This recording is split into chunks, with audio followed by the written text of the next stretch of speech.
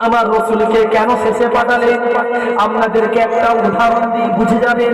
এই যে মসজিদটা আমরা দেখছেন, হয় তাকওয়া মসজিদ নয় নূর মসজিদ। মনে রাখবেন আজকের বড় চাঁদ রাত, আগামী কাল ঈদ হবে। আমাদের ঈদ কিন্তু চাঁদের দিকে ফলো করে হয়। চাঁদ যতক্ষণ আমরা দেখতে পাই ততক্ষণ পর্যন্ত কিন্তু আমরা ঈদ পালন করি না। চাঁদ দেখলে তবে আমরা ঈদ পালন করি।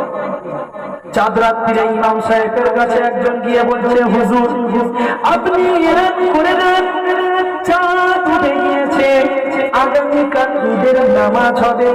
ইমাম সাহেব কি বলবে, ভাই তুমি দেখেছো? বলবে না হুজুর দেখিনি, তবে শুনেছি সত্য কথা। দেখিনি তবে নিজের কানে শুনেছি সত্য কথা। ইমাম সাহেব কিন্তু এলান করবে না, ইমাম সাহেব একটু অপেক্ষা করবে। আবার একজন এসে বলছে, ইমাম সাহেব চাঁদ উঠে গিয়েছে, আগামীকাল ঈদের নামাজ হবে, আপনি এলানটা করে দেন।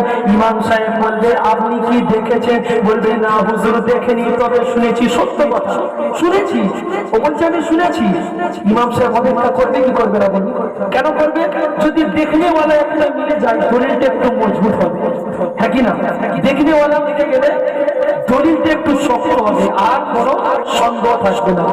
ইমাম সাহেব অপেক্ষা করছে, হঠাৎ করে একটা মানুষ এসে বলল, ইমাম সাহেব এলান করে দেন, চাঁদ উঠে গিয়েছে, আমি যে চোখে দেখে এসেছি। ইমাম সাহেব কিন্তু আর অপেক্ষা করবে না, মাইক ধরে বলবে, চাঁদ উঠে গিয়েছে, দেখনেওয়ালা মিলে গিয়েছে, শুননেওয়ালাও চলে এসেছে, আগামীকাল ঈদের নামাজ হবে অমুক টাইমে। ঠিক তদ্রুপ আদম আলাইহিস সালাতু ওয়াস সালাম এসেছে, লা ইলাহা ইল্লাল্লাহ, আদম সফিউল্লাহ। আদম বলেছে লা ইলাহা মেনে নাও, দেখছো না? দেখিনি। ঈসা কালিমুল্লাহ এসে বলতে লাগলো, লা ইলাহা ইল্লাল্লাহ। মুসা কালিমুল্লাহ, ও মুসা তুমি দেখছো না? দেখিনি, সবে শুনেছি অবশ্যই আল্লাহ আছে।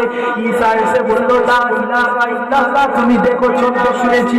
সর্বশেষ মেসেঞ্জার প্রফেট মুহাম্মদ সাল্লাল্লাহু আলাইহি ওয়াসাল্লাম বললেন, লা ইলাহা ইল্লাল্লাহ মুহাম্মাদুর রাসূলুল্লাহ।